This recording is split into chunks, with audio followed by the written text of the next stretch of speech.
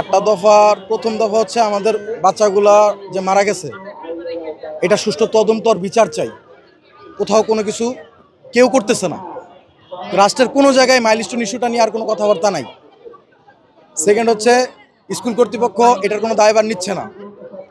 Third যে বিষয়টা হচ্ছে আমাদের আমি তো সবগুলো আমার আসলে মনে নাই, যে কয়টা আমি ভাইটালভাবে বলতেছি। থার্ড যে ব্যাপারটা হচ্ছে এখানে একটা ক্ষতিপূরণ ইস্যু আছে, এটা আপনাদের আইনিভাবে ক্ষতিপূরণ বলে। আমাকে যদি 50 কোটি টাকা দেন আমার বোনটা ফিরে আসবে না, যার বাচ্চাটা চলে গেছে সে ফিরে আসবে না। তারপরেও রাষ্ট্রের একটা অ্যাপোলজাইজনেস একটা জায়গা আছে, তারা কোথাওভাবে আমাদেরকে অ্যাপোলজাইজ না। উপদেষ্টা একদিন একটা ব্রিফিং দিয়ে একদিন একটা শোক দিবস হিসাবে মানে সারা দেশে একদিন কর্মসূচি বন্ধ রাখা, যদি এই বাচ্চাগুলোর ক্ষতিপূরণ হয়, আমি প্রধান উপদেষ্টার কাছে এইটাই প্রশ্ন রাখতে চাই।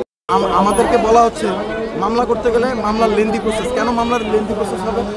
এই শিক্ষার্থীদের, এই বাচ্চাগুলা, এই শিশুগুলো একটাও তো মানে ম্যাচিউর বাচ্চা না। একটা 9 বছরের বাচ্চা, একটা 11 বছরের বাচ্চা, একটা 8 বছরের বাচ্চা 1500-1600 ডিগ্রি সেলসিয়াস তাপমাত্রায় বার্ন হয়েছে, ওর শরীর থেকে জেট ফুয়েলের গ্রান বেরোচ্ছে। আপনারা কি আপনাদের ভিতরে কি মানবিকতা আছে? আমরা 24শে আন্দোলন করছি, দেশ স্বাধীন, দেশ আবার নতুনভাবে স্বাধীনই হয়েছে বলা যায়। 24শে গণ অভ্যুত্থান না হলে ইউনূস সাহেবের রাষ্ট্র পরিচালনার ব্যস্ততা আসতো না। আজকে ইউনূস সাহেবকে বলা হচ্ছে, স্কুল কর্তৃপক্ষ বলতেছে উনি মহান ব্যস্ত মানুষ। উনি কি নিয়ে ব্যস্ত? এই বাচ্চাগুলা, এই তানবীর, এই মাহাতাব, নিধি, আফিয়া, এই বাচ্চাগুলা কি রাষ্ট্রের সম্পদ না? রাষ্ট্রের হেডেক না?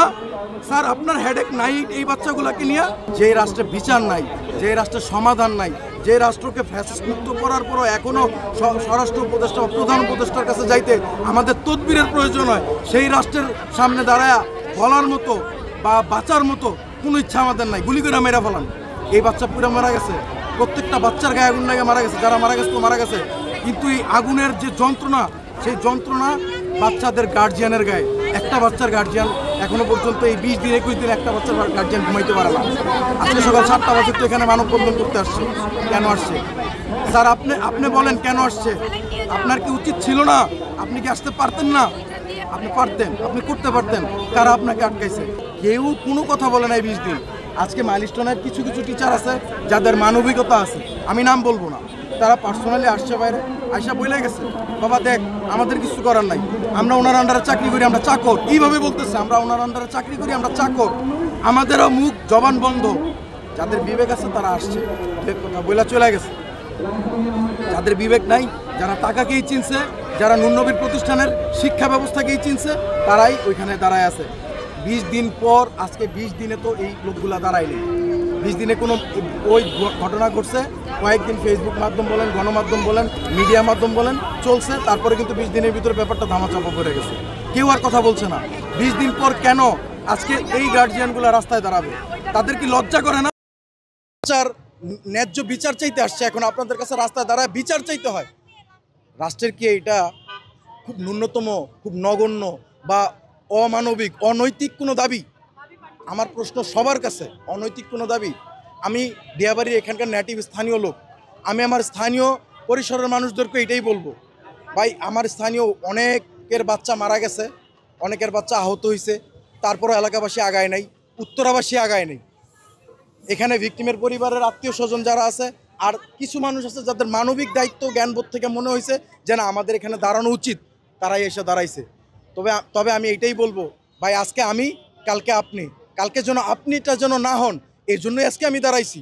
কারণ একটা বাবার কাঁধে তার সন্তানের লাশ কতটা ভারী, একটা ভাইয়ের কাঁধে তার বোনের লাশ কতটা ভারী, একজন মায়ের বুক, মানে আমি কি বলবো, যখন আমাদেরকে সিএমএইচ থেকে লাশগুলা দিছে, ওই লাশগুলার এইরকম পরিস্থিতি ছিল, ভাই বাচ্চাগুলাকে খুইলা তার বাবা মাকে যে দেখাবো তার কোনো পরিস্থিতি ছিল না।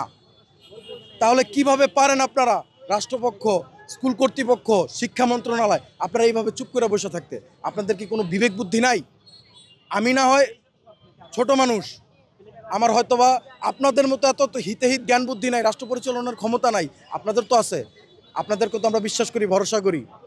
আমি প্রধান উপদেষ্টাকে আবারও আহ্বান করব, স্যার এই ব্যাপারটা সুষ্ঠু তদন্ত, সুষ্ঠু বিচার এবং গার্ডিয়ানদের যে 8 দফা দাবি আছে, দাবিটা আপনি মাইনা নেন।